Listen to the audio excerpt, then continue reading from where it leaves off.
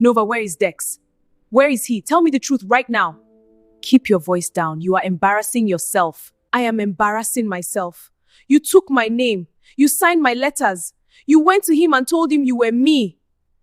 Nova, how could you do this to me? Answer me. After everything I did for you, I shared my food. I shared my room. When Mama was sick, I gave you my own money and went hungry. This is what you give me back. I loved you. Ah, my people. Sit down. Just sit down small, because what I am about to tell you today, chai. I did not sleep well the night I heard this story. I kept turning, kept thinking, kept shaking my head. 2 sisters, 1 man, and something slipped into a cup of tea that changed everything. That is the heart of what we are dealing with today. 1 sister had goodness, real God-given, genuine goodness. The other one had hunger. Not hunger for food, hunger for what she could never build herself. Our people today, Rue, the kind one, the hard-working one, the one everyone loved without her even trying. Nova, the sister, the jealous one, the one who always wanted what she could not earn.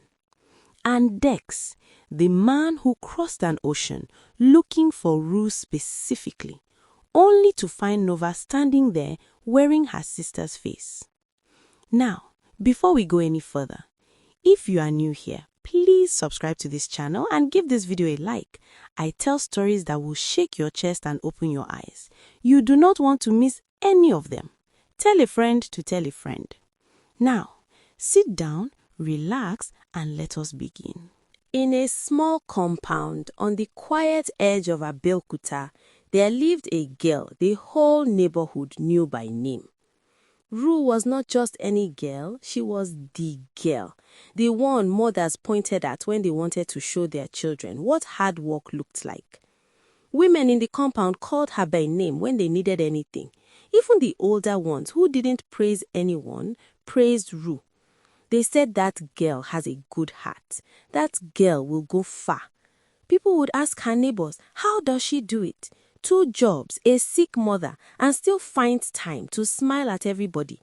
And Rue would just laugh and say, what else am I supposed to do? Sit down and cry? Ha! Sit down and cry, if only she knew what was coming. And for a long time, life was hard, but it was manageable. Until a letter came from overseas, and that was where the real story began.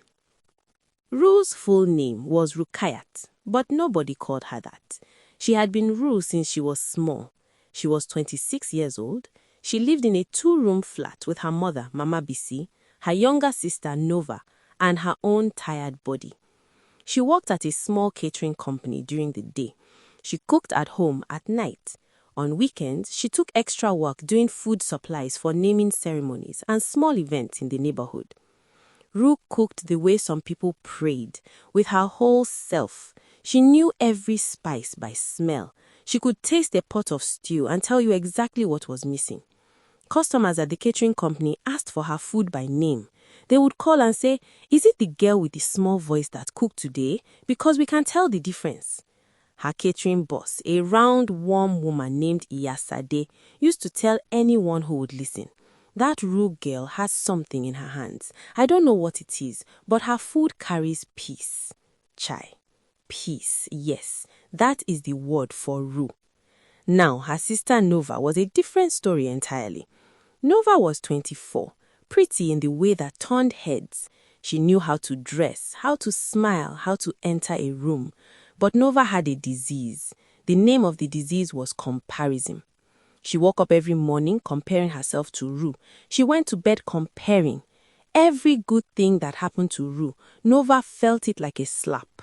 When Rue got a raise at the catering company, Nova went quiet for 3 days. When the compound women praised Rue's cooking, Nova found small reasons to complain. Too much salt. The stew color is too dark. You should have cooked it longer. Rue would look at her sister and say nothing. She always understood Nova. She always gave her space. Their mother, Mama Bisi, had been sick for 2 years. something with her chest that doctors kept giving names to but could not seem to fix. Rue paid for the medicine. Rue took her to appointments. Rue sat beside her bed when the coughing was bad. Nova helped when she remembered, which was not always. That is just how it was. Now, my people, let me tell you about the letters. It started with a cooking group online. Rue joined because she loved food and loved learning. She posted small things, recipes, little videos of things she was making. She wasn't trying to be known, she was just being herself. But someone noticed her. His name was Dex. Dex was Nigerian by blood, but grew up partly in Scotland where his father had a farm. He was 32, quiet, serious, the kind of man who thought carefully before speaking. He had been watching Rue's posts for months, the way she explained her recipes, the warmth in her voice, the way she genuinely loved what she was doing. He started commenting, small things. Wow, this looks incredible. What spice is that? I wish I could taste this. Rue replied politely, the way she replied to everyone. But Dex kept coming back. Over months, they moved from the group to private messages, then from messages to letters. Real handwritten letters, because Dex said he believed the things worth saying deserved more than a phone screen. Rue found that strange and wonderful at the same time. She wrote back, the way she cooked, with care, with honesty. She told him about her mother, about her work, about the dream she had of one day starting her own catering business. He told her about Scotland, about the farm, about mornings when mist sat low on the grass. They wrote to each other for 8 months. Nova read every single letter. Rue didn't know. She thought her letters were private. She kept them in a small box under her bed. But Nova found the box. Nova read everything. And the more Nova read, the more something ugly grew in her chest. This man, this Dex, he was different. He was serious. He was clearly comfortable. He was looking for someone real. And he had chosen Rue. Nova looked at her sister one evening while Rue was cooking. Something moved across her face that she would never say out loud. Why her? Why is it always her? She said it to herself, but it was loud in her heart, and that was where the devil found a door. One Thursday evening, Dex sent a message that changed everything. He said he was coming to Nigeria. He wanted to meet Rue properly, face to face. He said he had been thinking for months and he was sure. He wanted to know if she was open to something real, something that could become a life. Rue read the message 3 times. She sat on her bed quiet for a long time. Then she smiled. The kind of smile that starts somewhere deep and takes time to reach the face. She told her mother first. Mama Bisi held her daughter's hand and said, Rue, this is good. Don't run from good things. She told Nova that same night. My people, I want you to watch what Nova did. Nova smiled. She hugged her sister. She said, wow, Rue, that is wonderful. You deserve this. Rue felt relief. She had been afraid Nova would be difficult, but her sister seemed happy for her. My people, that was not happiness. That was planning. Because that same night when Rue was asleep, Nova sat on the floor with her phone going through everything. She had the name, the timeline. She knew what Dex looked like from photos. She had read every letter. She knew exactly what kind of woman he was coming to meet. Nova had a plan. A terrible, desperate, ugly plan. She just needed one thing. Opportunity. It came on a Saturday 2 weeks later. Dex was arriving in 3 days. Rue was running around preparing. She cooked, she cleaned, she bought a new dress. She was nervous and glowing all at once. Nova went to the market that morning and came back with a small bottle. She told nobody what was in it. That evening, Rue was tired, really tired. She had been on her feet all day. Nova made tea. Sweet, milky tea the way Rue liked it. Rue sat at the kitchen table and wrapped both hands around the warm cup. She looked at her sister and said, Nova, thank you. You have been so kind lately. Nova smiled. Drink it before it gets cold. Rue drank. My people, I cannot even tell you this part without my chest hurting. By 9 that night, Rue's eyes were heavy in a way that felt wrong. By 10, she was flat in the bed, deep asleep in a way that was not normal sleep. Her breathing slow, her body completely still. Nova moved fast. She went through the box under the bed. She took every letter Dex had sent. She took Rue's phone. She took the dress Rue had bought for their first meeting. She called the neighbor's son who had a car and said she needed a ride to Lagos before sunrise. She paid him from money she had been saving. She packed a bag. She left one short note on the kitchen table. Gone to visit Auntie Priscilla. Back in 2 weeks. Tell Mama I said hi. That was all. The next morning, when Mama Bisi walked in and found Rue still sleeping at noon, with her face pale and her hands cold, she panicked. People helped get Rue to a clinic. The doctor said it looked like she had been given something strong, a sedative. Rue woke up slowly, confused, heavy everywhere. She looked for her phone. Gone. She looked for the letters. Gone. She looked for the dress. Gone. Then she looked for Nova. Also gone. Chai! Rue lay back in that hospital bed and the truth came to her. Not all at once, in pieces, like glass falling slowly. Nova had gone to meet Dex. As her. My people, are you following? Because wait, it gets worse. Meanwhile, Nova arrived in Lagos and met Dex at the hotel where he had arranged to stay before the trip he had planned. When she walked in, she was wearing Rue's clothes. She had studied the letters. She had practiced Rue's warmth. She was ready. Dex stood up when he saw her. He looked at her carefully. He smiled. He said, Rue. Nova smiled back. Yes.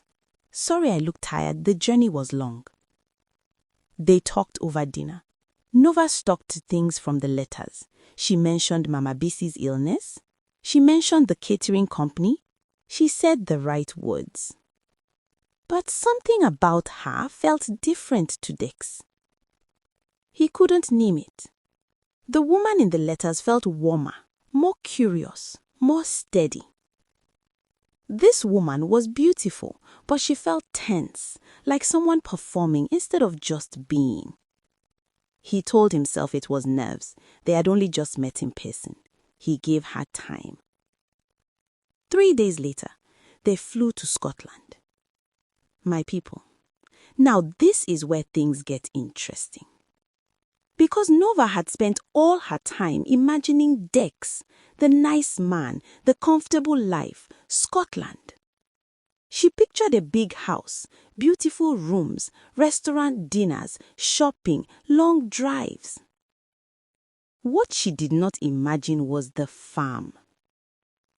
Dex's life in Scotland was on a real working farm, not a small garden, a proper farm with animals and crops, and early starts and mud on your boots before the sun finished rising. The farmhouse was warm and clean but simple.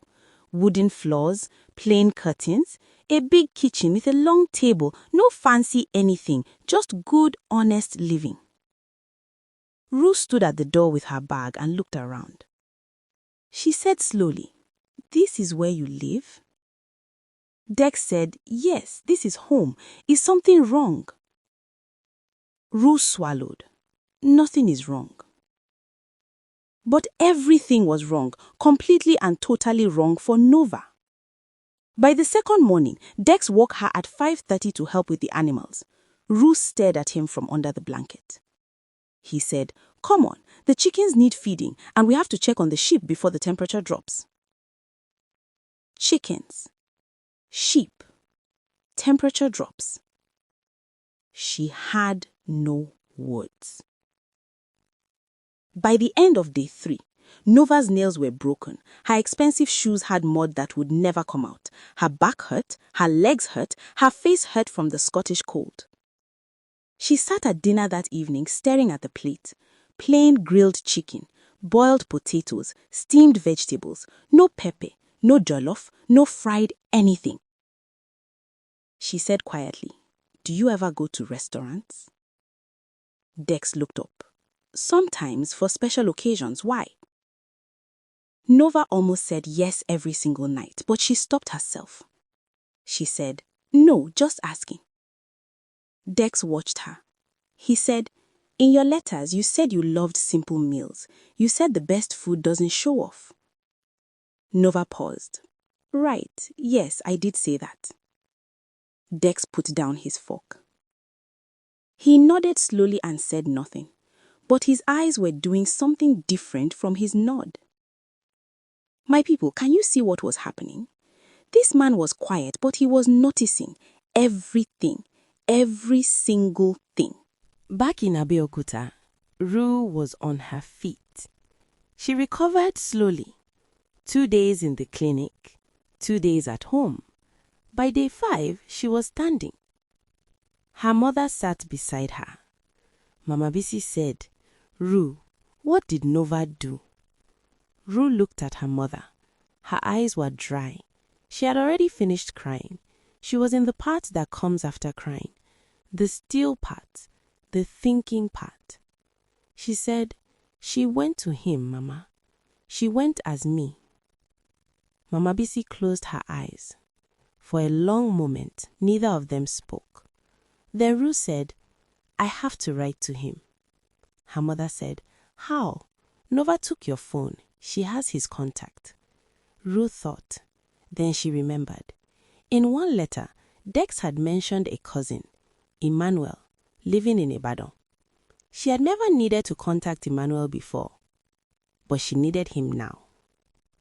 It took her 1 full day of asking through mutual contacts in the cooking group to find a number. She called Emmanuel. She explained everything. Her voice shook, but she didn't stop. She told him about the letters, about the tea, about waking up to find everything gone. Emmanuel was silent for a moment. Then he said, "You are saying someone is there with my cousin right now, pretending to be you?" Rue said yes. He said, "I believe you, and I will help you." Meanwhile, on the farm, Dex was quietly running tests. In one letter, Rue had written about how she handled difficult people at work. She said, "Patience is a skill I had to learn the hard way. I still practice it every day." But one morning, when the farm manager said something Nova didn't like, she snapped at him. Quick, sharp, no patience at all. Dex saw it, said nothing. Another evening, he asked, "How is your mother? Is her chest better?" Nova said, "She is fine, better." He said, "What did the last doctor say? I remember you mentioned they were trying a new treatment." Nova stared at him. She said, "Yes, it is working." Dex nodded slowly. But there had been no new treatment in any letter. He had never mentioned it. He made it up. He wanted to see if she would correct him. If she would say, "Dex, what new treatment? You never said that." The real Rue would have said it immediately. But Nova agreed, and that agreement told Dex everything. He made a phone call to Emmanuel that evening. Emmanuel was already talking to Rue. When Dex called, Emmanuel told him everything Rue had said, all of it. Dex sat on the floor of his bedroom and listened, very still. When Emmanuel finished, Dex said one thing: "Send me whatever she can write. Tell her to write." Emmanuel passed the message back, and Rue sat at the kitchen table with pen and paper, and she began to write, the way she always wrote, with care, with all of herself on the page. She wrote about what happened, about the tea and the sleep, and waking up to find everything gone, about the fear she felt, not for herself, for Dex, because she knew her sister, and she didn't want this man she had never met face to face to be tricked and used. She wrote, "I am sorry. I am sorry you went there thinking it was me and found someone else. That is not fair to you, and I am ashamed it came from my own family. But Dex, I want you to know something. Everything in those letters was true. Every single word was mine. I don't know what is standing in front of you right now, but I know it is not me." She sealed the letter. Emmanuel scanned it and sent it directly to Dex. Dex read it at midnight when the house was quiet. He read it 3 times, set his phone down, sat in the dark for a long time. By morning, he knew exactly what he needed to do. It was a Tuesday morning on the farm when everything broke open. Nova had been there almost 3 weeks. She was exhausted in ways she had no words for. The cold had gotten into her bones. The walk had gotten into her hands. Her back ached from things her body wasn't built for. She missed Lagos. She missed her bed. She missed Pepe and loud streets and everything familiar. But she stayed. She had come too far to go back empty. That morning, Dex called her to the kitchen table. He made tea. He set a cup in front of her. Then he sat across from her and placed a single piece of paper on the table between them. Nova looked at the paper. She looked up at Dex. He said, "Read it." It was Rue's letter. Nova read 3 lines and her face changed. The color left her skin. Her hand holding the paper began to shake. She put it down. She said slowly, "Where did you get this?" Dex said, "Does it matter?" Nova said, "Dex, this is not what it looks like. She's lying. She has always been jealous of." Dex held up one hand. Nova went quiet. He said, "Your mother's laugh. Tell me about it." Nova blinked. "What?" He said, "In your letters, you described your mother's laugh. You said it starts somewhere deep and takes over the whole room. Tell me exactly how you described it." Nova opened her mouth, closed it, opened it again. She didn't know. She had read the letters, but she hadn't felt them, hadn't lived them. Rue had. The silence in the kitchen grew thick and heavy. Dex said, "Her name is Rukayat. She likes to be called Rue. She has a catering dream she has been building for years. Her mother's name is Mama Bisi, and that woman's laugh fills whatever room she is in. Rue told me that, not you. You never told me one real thing." Nova's eyes filled with tears. She said, "Dex, I can explain." He said, "I know, but I don't want an explanation. I want the truth. What is your real name?" Nova looked at the table. A long moment passed. She said quietly, "Nova." Dex sat back. He said, "Where is Rue?" Nova said, "Abeokuta." He said, "Is she safe?" Nova flinched. She said, "She is fine. I just gave her something to make her sleep. She slept it off. She is fine." My people, can you believe this? Can you imagine?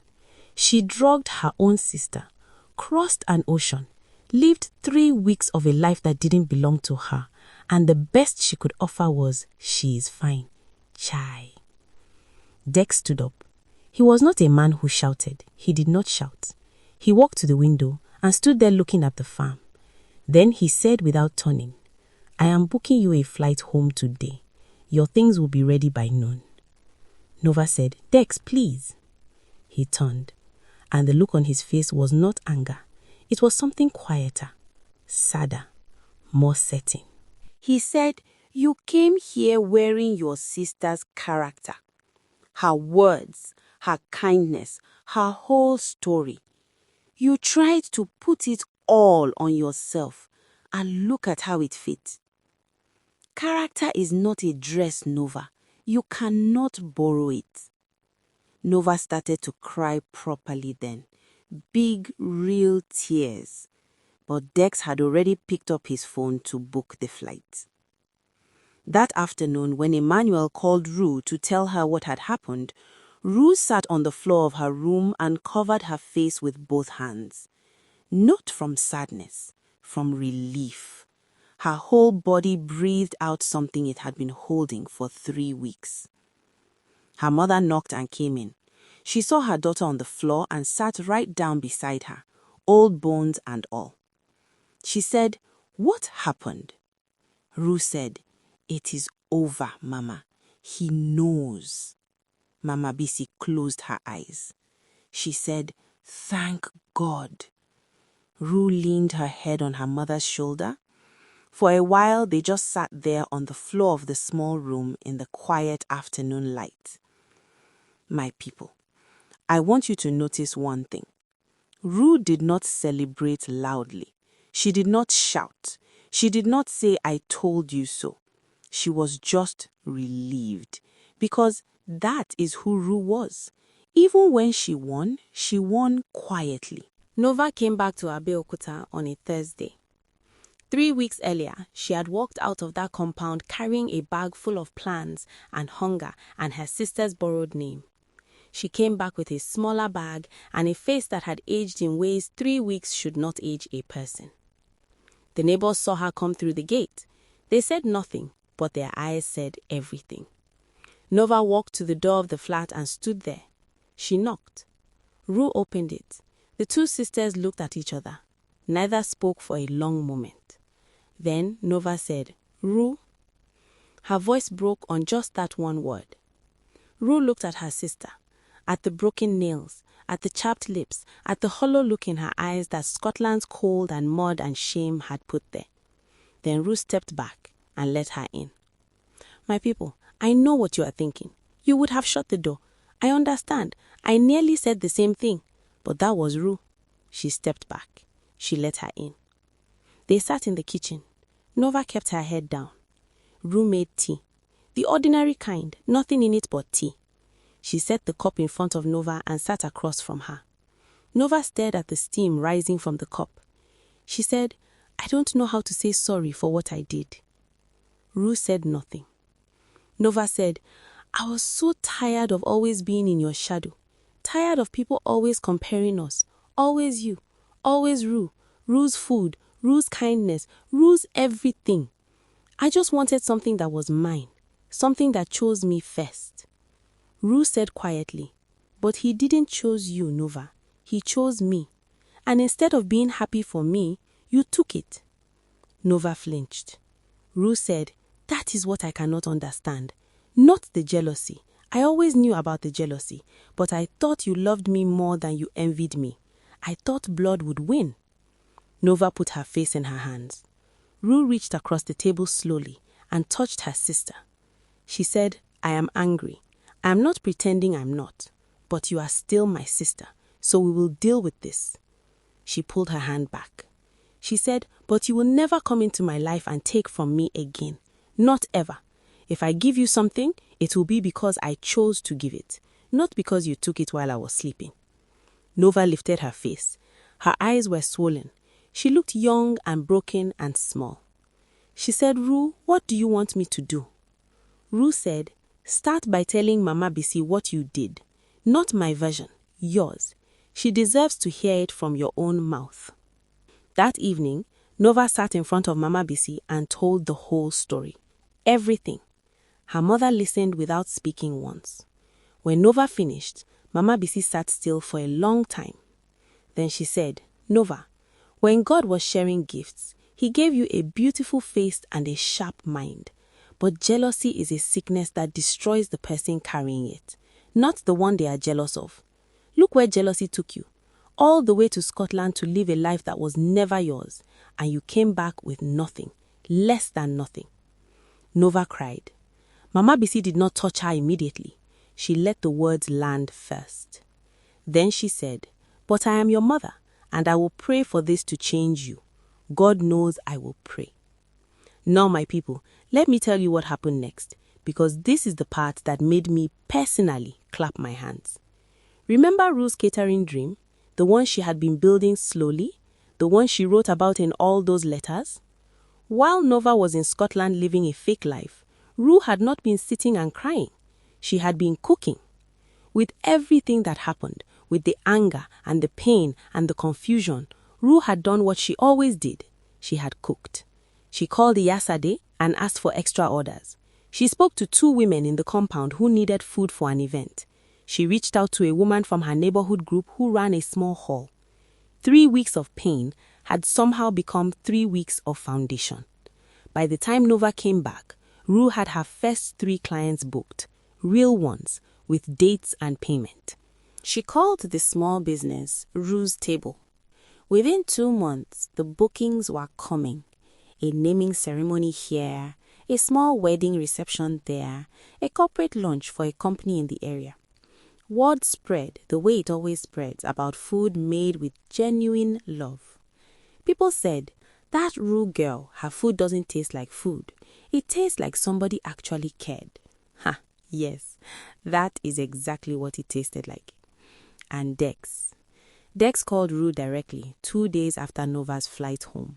Emmanuel had given her her number. He gave her 1 day to breathe first. When he called, Rue picked up on the second ring. He said, "Rue, the real Rue?" She laughed before she could stop herself. It came out before she even knew it was coming. He said, "I am sorry for what happened to you. Nobody should go through that, especially not from their own sister."